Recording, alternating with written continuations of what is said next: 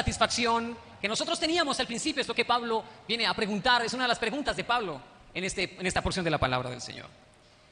Pablo, por cierto, ha salido de una parte doctrinal muy fuerte, muy robusta, que es la doctrina de la adopción como hijos de Dios.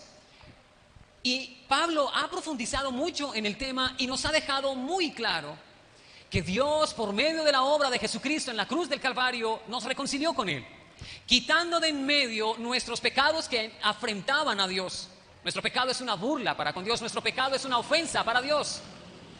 Pero Cristo, a través de su sacrificio, lo quitó de en medio y nos dio a todos nosotros la libertad y la posibilidad de ser adoptados como hijos suyos. ¿Quiénes pues son adoptados como hijos de Dios? Todos los que le recibieron, los que creen en su nombre, les dio la potestad de ser hechos hijos de Dios. Si usted cree en Jesucristo como su Señor y su Salvador, si usted ha decidido someter su vida al señorío de Cristo y usted a través de su actitud obediente a la palabra de Dios puede decir junto conmigo, Cristo es mi Señor, usted está siendo adoptado por Dios, usted ha sido adoptado por Dios y es por consiguiente un hijo de Dios. Y hemos entrado entonces en la familia de Cristo. Ahora, usted y yo pertenecemos a la familia de Dios. Estas son las mejores noticias que el Evangelio de Dios nos ha podido dar. Ya no somos hijos del diablo, ya no somos hijos de desobediencia ni hijos de ira. Ya no somos vasos de ira guardados para el día de la ira. Ahora somos hijos de Dios, guardados para la salvación que Dios nos ha dado. Y cuando digo guardados, quiero decir que Dios lo guarda a usted, lo encamina y lo dirige hasta el día de la salvación.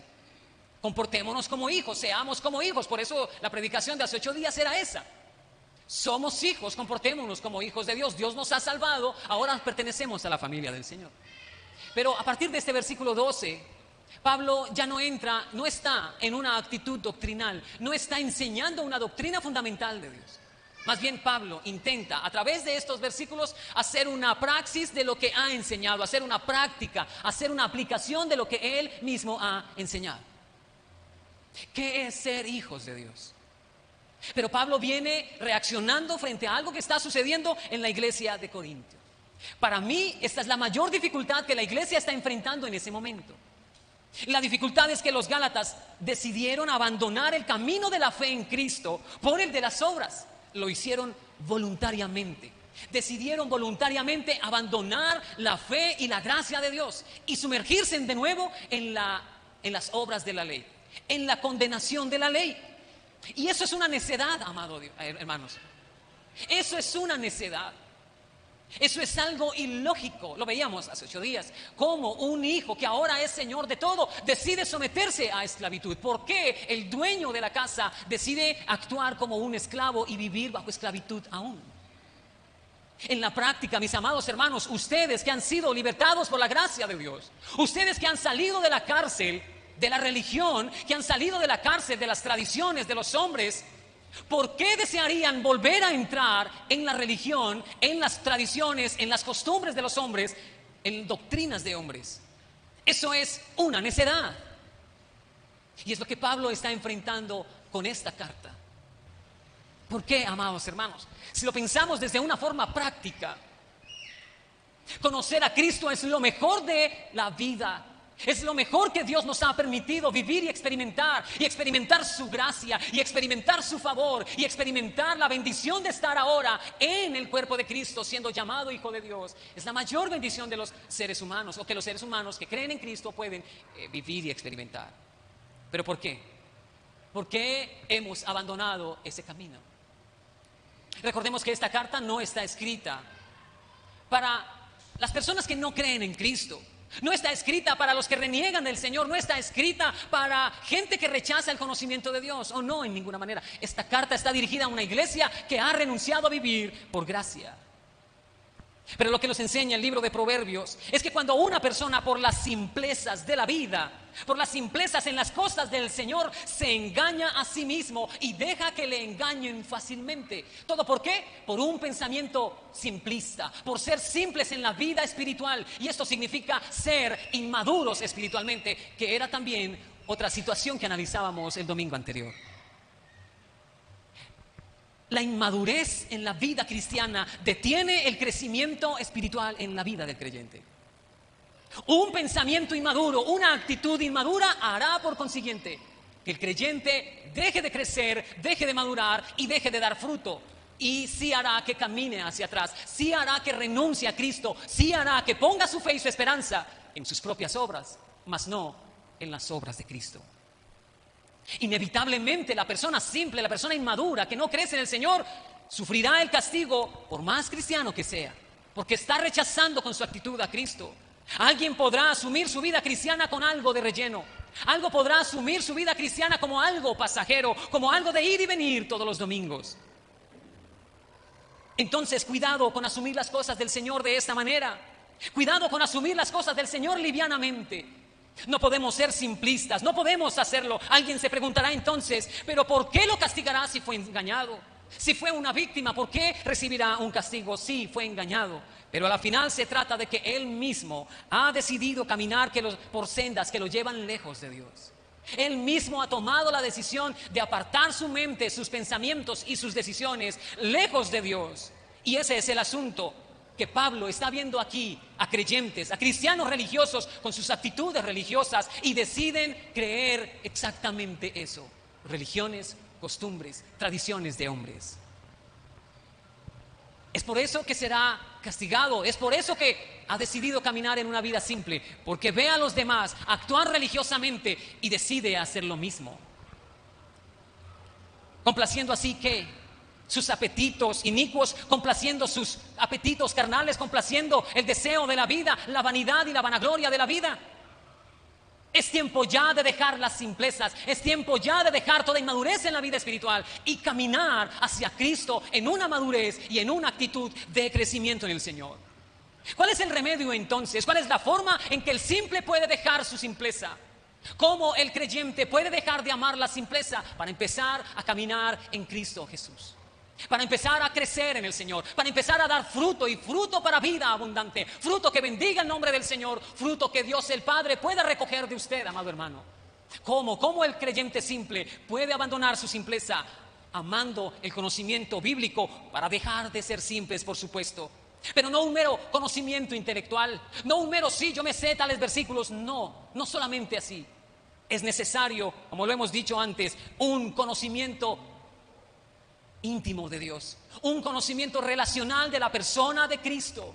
Conoces a Jesucristo, esa es la diferencia. Allí radica la diferencia de que tú ames a Dios con todo tu corazón, con toda tu alma y con todas tus fuerzas, o de que tú decidas simplemente conocer de Dios y dejar todo allí.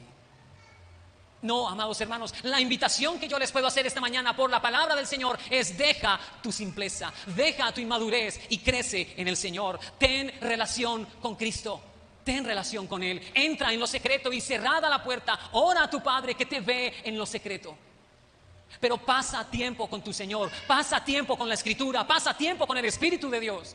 No hay una forma diferente en que el simple deje de ser simple, en que el inmaduro deje de ser inmaduro. Entonces podríamos preguntarnos, ¿y cómo puedo yo saber cómo son los simples para conocer, para poder identificarlo en mi vida misma? ¿Cómo puedo yo saber cuál es la forma de actuar de una persona simple? Una persona simple entonces ve a actuar al religioso y decide ir por la misma senda. Entonces simplemente tienes que observar su actuar, su actuación.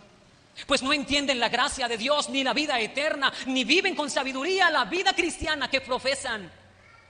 No aplican los principios bíblicos a sus vidas, viven como bien les parece. Esa es una persona simple que aunque va a la iglesia, que aunque lleva años en la iglesia, que aunque dice ser cristiano, pero vive a su propia manera. Viven despreocupados en cuanto a la manera de agradar al Señor. No es un principio en sus vidas. Honrar a Dios no es la finalidad de sus días. Honrar al Señor no es el propósito de despertar en la mañana y de ir a trabajar. Una persona simple vive para sí, busca la gloria para sí mismo y no procura honrar al Señor en sus días. El Salmo capítulo 92, el versículo 7 nos va a mostrar esto, hablando de los simples que ven a los necios y que no comprenden que van a la perdición. Hace 8 días yo decía que el ser humano solamente necesita un pequeño impulso para crear un Dios y para ponerse a adorar a ese Dios, a ese ídolo en su corazón. Pero más terrible que esa actitud es que los demás decidan seguirlo en su necedad. Puede ser terrible que haya un cristiano necio, que haya un cristiano simple, un cristiano inmaduro. Puede ser terrible para su propia vida y de por cierto traerá consecuencias para sí mismo. Pero una condición peor todavía es seguir la senda de los simples.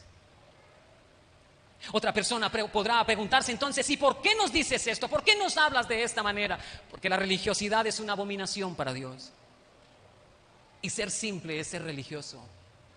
Porque vivir inmaduramente la vida del Señor es vivir por religión, y eso es abominación para el Señor. Dios no acepta un acto religioso. Dios los llama sepulcros blanqueados. Dios los llama y les dice: ¿quién les enseñó a huir de la vida? ¿Quién les enseñó a no enfrentar la verdad? ¿Quién les enseñó a no asumir la verdad de la vida para vivir en sus propias simplezas? ¿Quién? Amados hermanos, sería toda una necedad caminar por la senda de los simples, caminar por la senda de la religión. Y esto es muy preocupante, amados hermanos, ver todo tipo de creyentes de todos lados, de todas las iglesias, amando la simpleza, amando el vivir sin amar a Dios, amando vivir lejos de Dios, sin colocar en su vida los preceptos bíblicos, abandonando todo consejo divino. Eso es alarmante y es preocupante, porque está inundando nuestras iglesias cristianas, está inundando el pensamiento de las personas cristianas. Pensamos que ser cristianos y que ser evangélicos es escuchar música cristiana todo el día, todos los días. Pensamos que ser cristiano es ir cumplidamente a la iglesia. Bien, déjame decirte, se queda corto el cristiano que vive su vida de esa manera. Ser cristiano es mucho más que escuchar música cristiana. Ser cristiano es mucho más que ir a la iglesia. Ser cristiano es que tú tengas relación con Dios. Es que tú seas conocido por Dios y que Dios te conozca. De otra manera, ¿cómo entrarás en el reino de los cielos? Estas personas pretenden hacer como mejor les parecen y viven sin someterse a Dios. Eso es preocupante. Es la misma actitud que tuvo Satanás. Es la misma actitud que tuvieron Adán y Eva frente a Cristo, frente a Dios en el paraíso. Vivir sin someterse a Dios. Se justifican a sí mismos y a sus acciones. Pero no vayamos tan rápido, detengámonos un momento acá. Detente un momento para preguntarte: ¿qué es lo que te detiene en tu vida? ¿Y qué es lo que detiene a un creyente en su vida? ¿Qué es lo que detiene a un creyente allí? ¿Cómo podemos definir entonces a un cristiano en su simpleza? Vuelvo y digo, no mires la religiosidad del necio, ni sus costumbres, ni sus decisiones para seguirlo. Pon tus ojos en las Escrituras y sigue a Cristo. Él es el único que puede llenar tu corazón y saciar tu alma de vida. Él es el único que puede darte la única oportunidad de salvación que tienes en esta vida. Solo tienes una oportunidad de ser salvo. No desprecies, no menosprecies, no rechaces el mensaje de Dios. Decide vivir para el Señor. Comprométete a vivir para Él y a vivir cada día para glorificar su santo y bendito nombre. Tenemos este asunto aquí, amados hermanos. Pablo intenta aplicar el asunto. Pablo les dice: ¿por qué se han alejado del Señor? Si estar en Cristo es ser hijos de Dios, y viene a aplicarlo en estos versículos. Pablo se ve a sí mismo también como un idólatra y como un religioso que estaba en la cárcel, que estaba sometido allá, pero que ha sido liberado él mismo de la cárcel. Pablo ahora comprende y entiende esto. Por eso dice: véanme a mí, síganme a mí. El versículo 12. Les ruego, hermanos, háganse como yo. ¿Pero por qué dice algo como esto? Porque él ahora entiende lo que es la dicha y la gracia de ser perdonado por Dios, de vivir para el Señor y de amar a Cristo profundamente. Él sabe la bendición que es esto. Él todavía lo recuerda. Él no lo ha olvidado. Él simplemente está invitando a sus hermanos a volver a amar a Cristo sobre todas las cosas. Porque Dios ya lo perdonó, ya lo sacó de la cárcel. Ahora él todavía está viviendo como hijo y está llamando a sus hermanos: hey, no abandonen la casa, vuelvan a casa, vuelvan al hogar, sigan siendo hijos de Dios. Desde la perspectiva en la que Pablo está diciendo esto, él vislumbra la gloria y la gracia de mi Señor. Él ve la gloria de vivir para Cristo y de haber tenido, mejor dicho, de que Dios haya tenido misericordia de su vida. Pablo ve y entiende y comprende eso. Él ve esa gloria de Dios en su vida. de que Dios haya tenido misericordia de su alma. Entonces, ¿qué es lo que tenemos acá? Tenemos a un padre preocupado por sus hijos, tenemos a un pastor preocupado por sus ovejas, tenemos a un hermano que se preocupa por sus hermanos. ¿Por qué? Porque Pablo se preocupa por ellos. ¿Qué puede hacer Pablo para que ellos se reconcilien con Dios? ¿Qué puede hacer Pablo para que sus hermanos vuelvan a vivir con Cristo? ¿Qué puede hacer él? Predicarles el evangelio, ya lo ha hecho. Orar por sus hermanos, lo sigue haciendo. Pero aquí vuelve a recordarnos las palabras que mirábamos en Romanos capítulo 12, verso 1. Hermanos míos, se los ruego.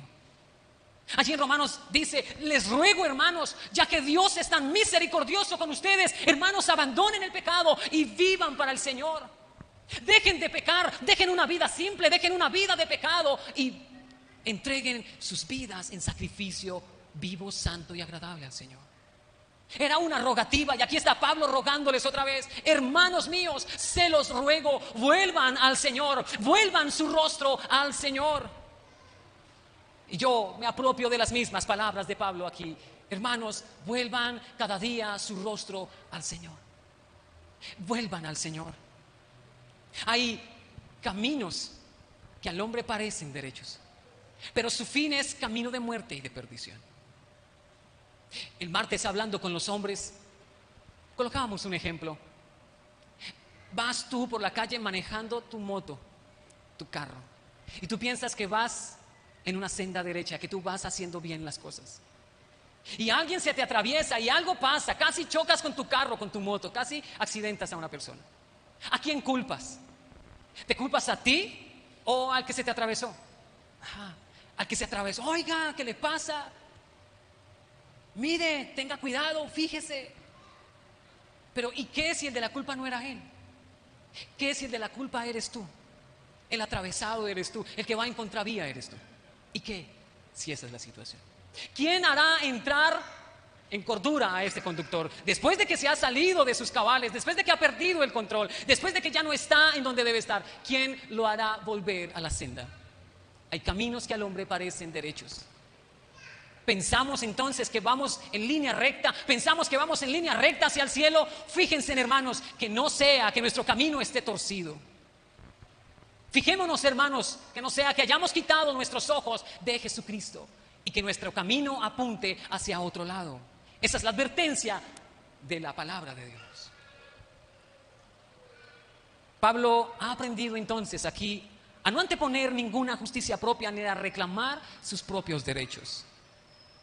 Pudiéramos pensar nosotros que tenemos unos derechos que debemos hacer valer, que tenemos algo que reclamar, que tenemos algo que decir. ¿Y por qué? ¿Por qué Pablo decide no poner el asunto en sus propias manos? ¿Por qué Pablo decide rechazar todo mérito propio? ¿Por qué Pablo está haciendo esto? Porque es evidente. Es evidente que los hermanos gálatas ya no se veían a sí mismos como salvos. Ellos ahora se veían como aquellas personas que tenían que sumar, que hacer algo, que completar la obra para alcanzar salvación. Ellos se veían como personas que tenían que ganar la salvación, cosa que los descalifica automáticamente, inmediatamente los descalifica de la salvación. Porque no están colocando su esperanza en Cristo, sino en sus propias intenciones, en sus propias obras o en sus propias decisiones.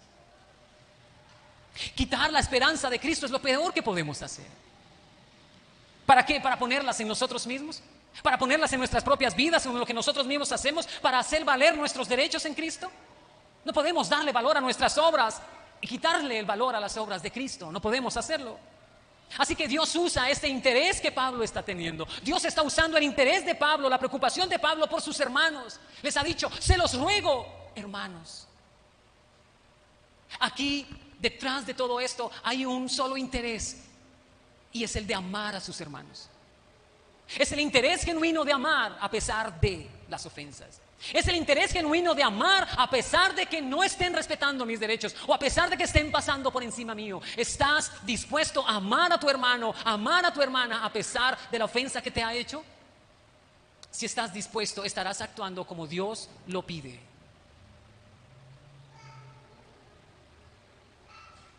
Por eso Pablo utiliza un lenguaje que continuamente usará durante toda la carta. Hay varias oportunidades aquí en la carta donde Pablo les dice: hermanos, hermanos míos, hermanos míos, hermanos míos. Solamente para demostrarles el amor que les tiene. Solamente para decirles y para demostrarles que si ha sido necesario hablarles un tanto duro, ha sido por amor, no por odio, no por venganza. Pablo continuamente los ve como hijos de Dios. Pablo en ningún momento les ha quitado ese título. A pesar de que han renunciado a Cristo, a pesar de que se han vuelto atrás, Pablo no les ha quitado el título de hermanos. Los sigue viendo con amor, como redimidos, como justificados por Dios. Pero sigue diciendo el versículo acá: les ruego, hermanos, háganse como yo. ¿Y a qué se refiere esa frase entonces? ¿Qué podemos nosotros entender de esta frase, amados hermanos? Es evidente que Pablo no es el modelo a seguir, ¿verdad? Es evidente que Pablo no está diciendo: mírenme a mí, síganme a mí, yo los llevaré a la salvación. Eso no es la intención de Pablo.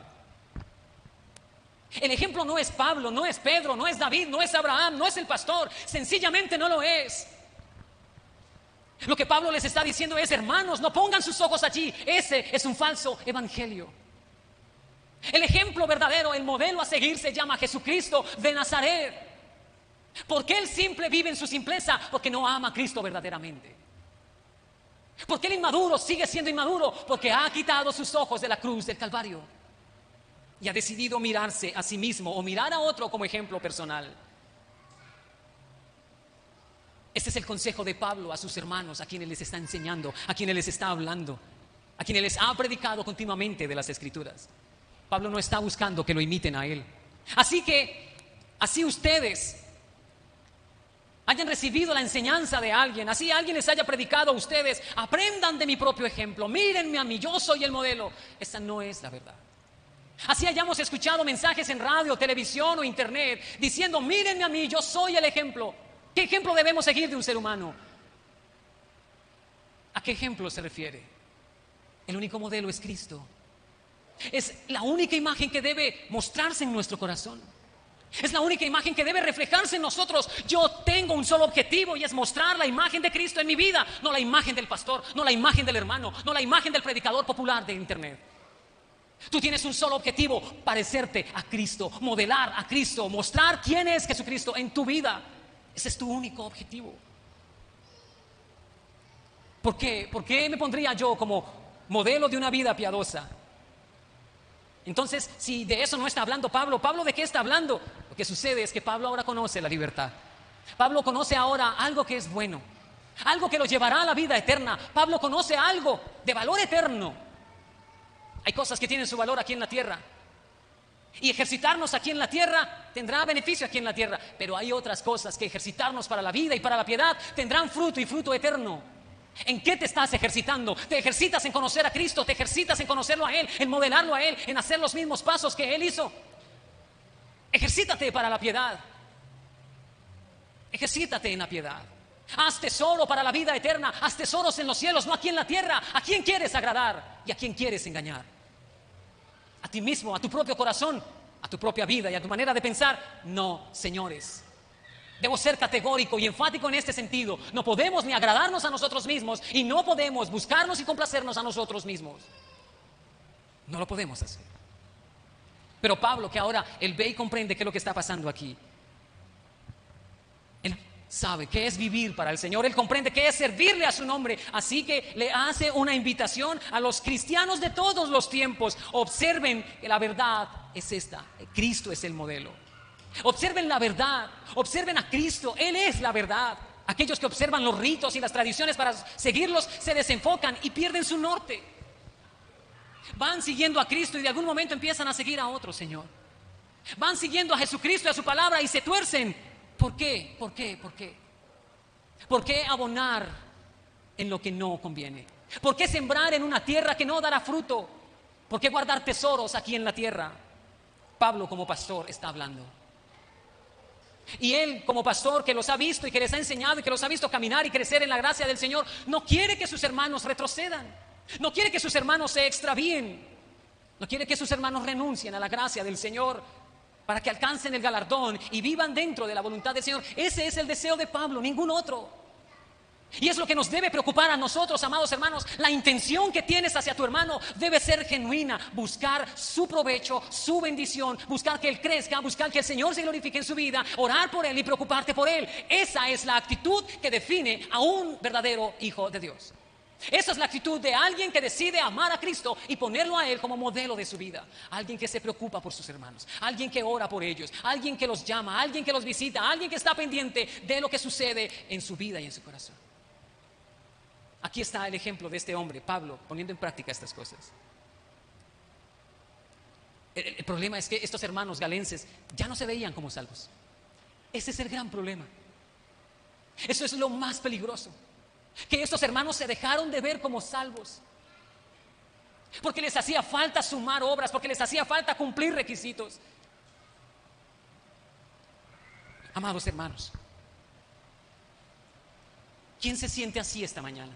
¿Acaso tú te sientes así esta mañana? ¿Tú sientes que has dejado de alcanzar salvación? ¿Acaso tú sientes que estás confiando más en ti mismo? ¿Acaso tú sientes que valen más tus ayunos, que valen más tus tradiciones? ¿Acaso te sientes así?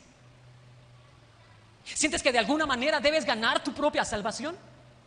Vuelvo y digo, no vayamos tan rápido, no contestemos tan rápido. Detengámonos por un segundo y analicemos esto. ¿Te sientes así esta mañana? ¿Que necesitas ganar tu salvación? Parecería ilógico, ¿verdad? Que yo esté preguntando esto a cristianos de muchos años, a una iglesia que vive y que ama al Señor. Pero no es ilógico. No es perdido. Es precisamente el caso de una iglesia que está volviendo atrás el que estamos estudiando.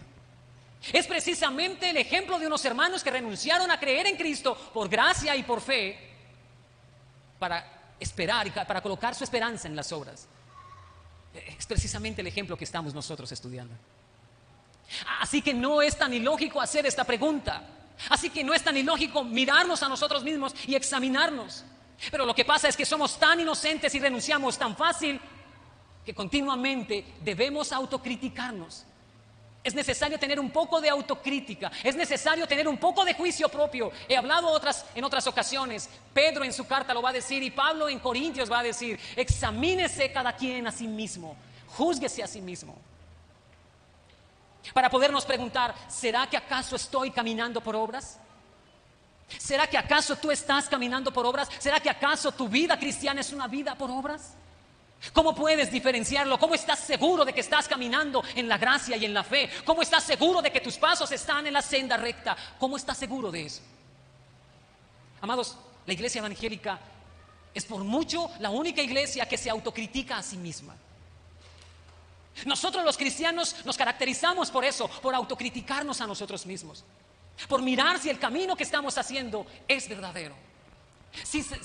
Por saber si los pasos que estamos dando son los correctos.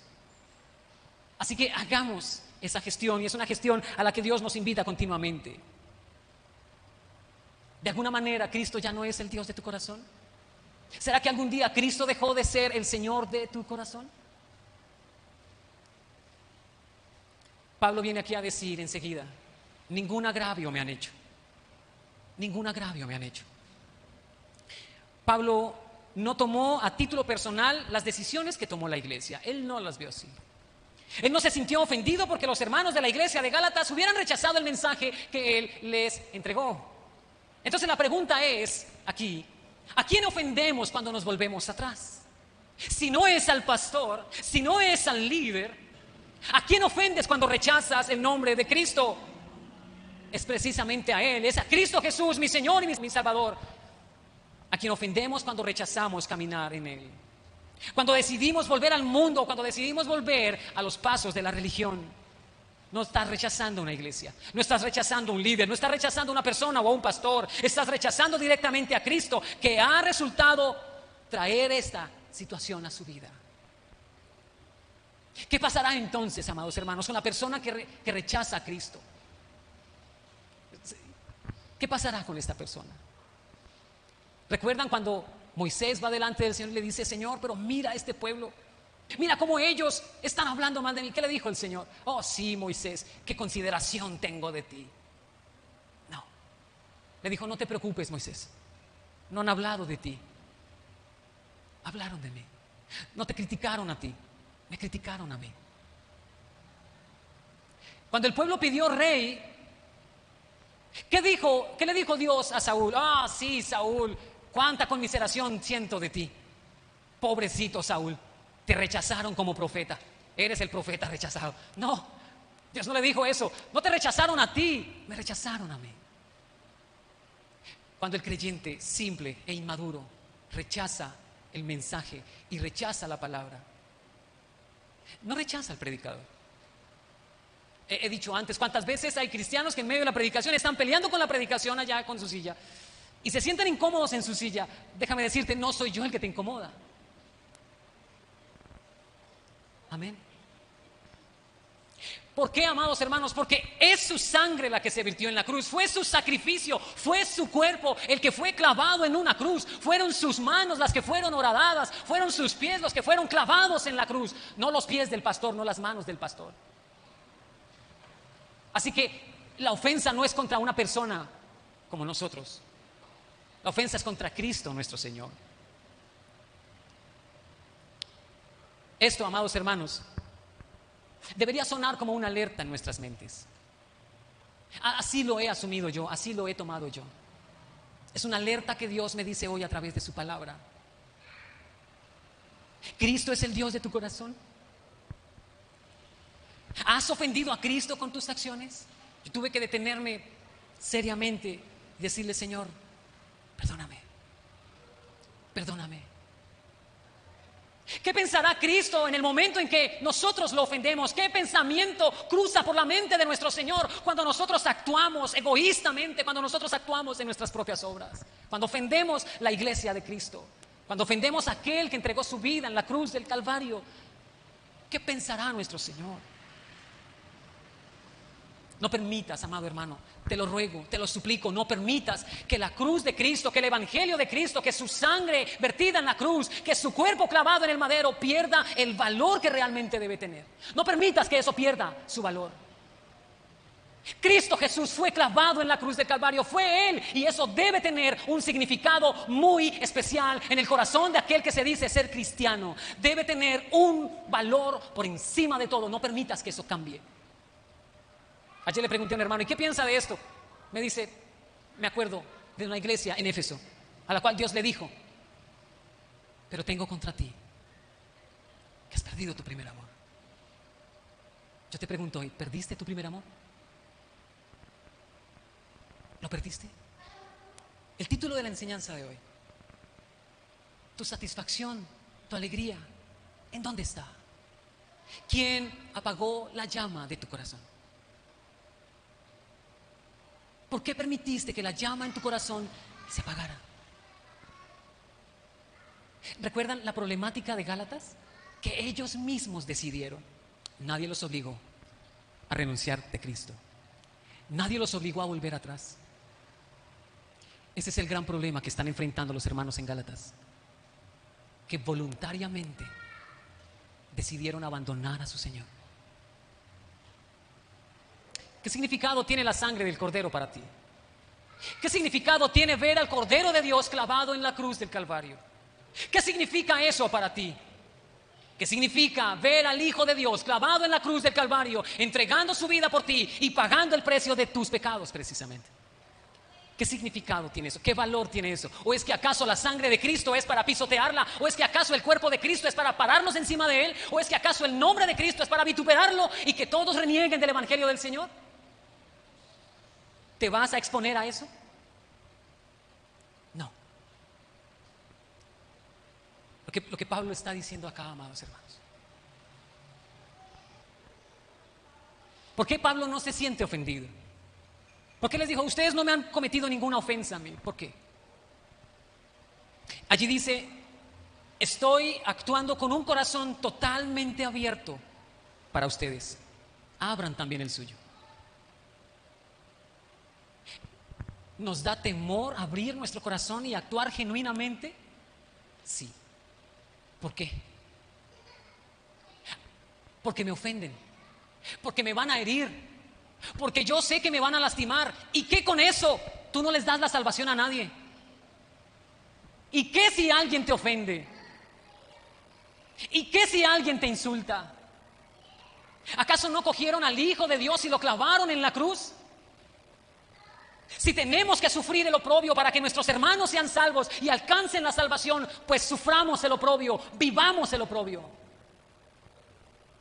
con tal de que mi hermano alcance la salvación.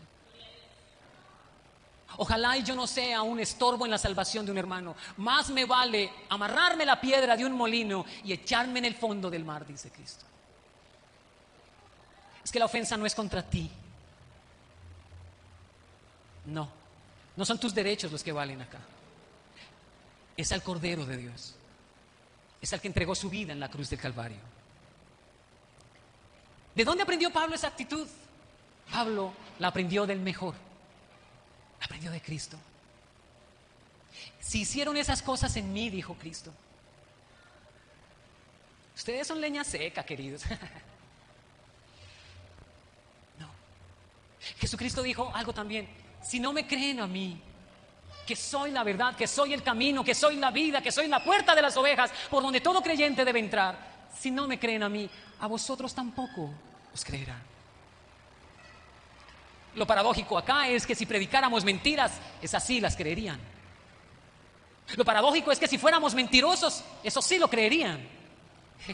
Eso es lo ilógico en nosotros. Pasa por alto la ofensa y mira a tu hermano con amor.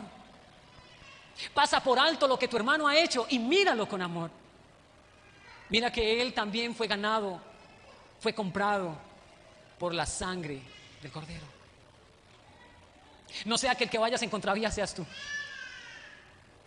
¿O a qué te estás aferrando? ¿A qué simpleza de la vida te estás aferrando que te ha detenido en el camino? Pregúntate eso por un instante. ¿Estás detenido en el camino? ¿Dejaste de crecer? ¿Dejaste de avanzar? ¿Por qué? ¿Por qué? ¿Por qué dejaste de crecer? Es que me hizo. Pero es que el centro de todo no eres tú no eres el centro del universo. El centro del universo es Cristo. El centro de esta iglesia es Cristo y todos buscamos hacia Él, todos caminamos hacia Él. Por una ofensa me vuelvo atrás. Porque alguien me ofendió, porque alguien me agravió, porque alguien me robó, porque alguien me dijo, porque alguien me insultó, porque alguien me agredió. Entonces renuncio de Cristo. ¿Y entonces qué? Está bien, renuncia, vete de la iglesia. ¿Y entonces qué? ¿Qué resultado trae eso? ¿Qué resultado tiene cuando el esposo abandona a su mujer? ¿De qué hablará el día de mañana? ¿De qué le hablará a sus hijos?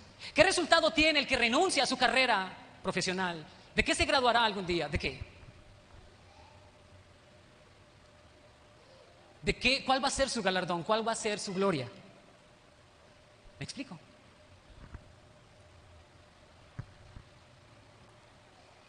¿Tienes algo contra alguien o alguien tiene algo en contra tuya? Esto no lo digo para avergonzar a nadie.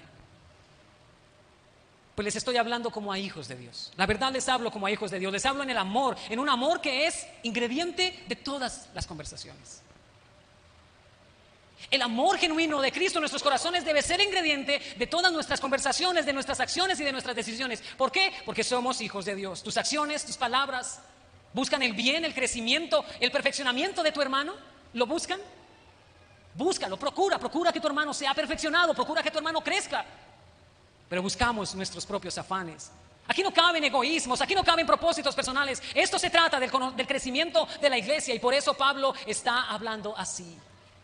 ¿Recuerdan cuando hablamos de la actitud de Pedro y cómo Pablo lo regaña públicamente y le dice: Pedro, ¿qué es lo que estás haciendo? ¿Por qué lo hizo?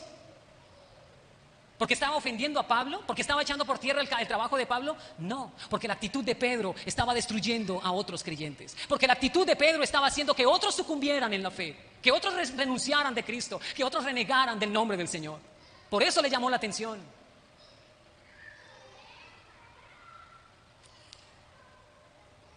Nada de lo que tú hagas en privado o en público debería afectar a tu hermano. Podrá pensar o alguien decir: ¿pero por qué? ¿Por qué debemos actuar así? ¿Acaso yo qué responsabilidad tengo en todo esto? Yo tengo mis derechos, me irrespetan y pasan por encima de mí. Porque no buscamos nuestra propia gloria. No buscamos nuestra propia gloria. Buscamos la gloria del único y soberano Dios. Debemos buscar la gloria de aquel que vive por los siglos de los siglos. Buscamos que Él sea glorificado y no nosotros. Porque si no estás buscando la gloria de Dios, se la estás robando. Y Dios no comparte su gloria con nadie. Amados hermanos, creo que no salimos hoy del versículo 12. Esa es la práctica del Evangelio. La única manera, amados hermanos, de poder crecer en el Evangelio, que es de lo que Pablo está diciendo acá, es yendo a Cristo. Mira la pregunta que está en el versículo 15. ¿Dónde está aquel sentido de la bendición que ustedes tuvieron? Para que recuerdes esto por un momento. ¿Recuerdas el amor que sentías por Cristo cuando Dios te salvó? ¿Recuerdas la pasión que sentías por el Evangelio, por su palabra, por la persona de Cristo? ¿Recuerdas tu pasión? Haz memoria de aquellas cosas. Vuelve tu corazón hacia el Señor. Vuelve tu corazón a Él. Vuelve tu rostro a Cristo. ¿Cuántos de nosotros necesitamos decirle esta mañana al Señor: Dios, siento que estoy tan lejos de ti. Siento que me he alejado tanto de ti, Señor. Deberíamos tener una actitud humilde en nuestro corazón y acercarnos a Dios nuevamente y decirle: Señor, perdóname. Perdóname por olvidarte. Perdóname por alejarme de ti. Perdóname por renegar de tu nombre. Perdóname porque ya tu sangre no es valiosa o no es tan valiosa para mí como lo era antes. Perdóname porque tu sacrificio en la cruz ya no vale lo mismo para mí, ya no significan lo mismo para mí. Si hay algo que Pablo está tratando de decir aquí, es eso. Eso es lo que Pablo está tratando de decirles. Vuelvan su corazón al Señor. Vuelvan su corazón al único dador de la vida. Amados hermanos, yo les ruego por las misericordias de Dios, pongan sus ojos en Jesús y no dejen que nada ni nadie los aparte de su salvación. No dejen que nada ni nadie les quite la salvación del Señor. Es mejor sufrir el oprobio que apartar nuestra vista de Cristo. Dijo Pablo, cuando hablaron con él, Pablo dijo, es necesario que por medio de muchas aflicciones entremos al reino de los cielos. Es necesario. Este no es el club social de la iglesia evangélica. No. Infortunadamente nos hemos especializado en ser hermanos lijas, hermanos martillos, hermanos serruchos. Nos hemos especializado en lo que no conviene. Especialicémonos en la gracia del Señor. Así que yo te invito esta mañana, te hago la misma invitación que Pablo está haciendo acá. Volvamos al Señor. Volvamos al Señor.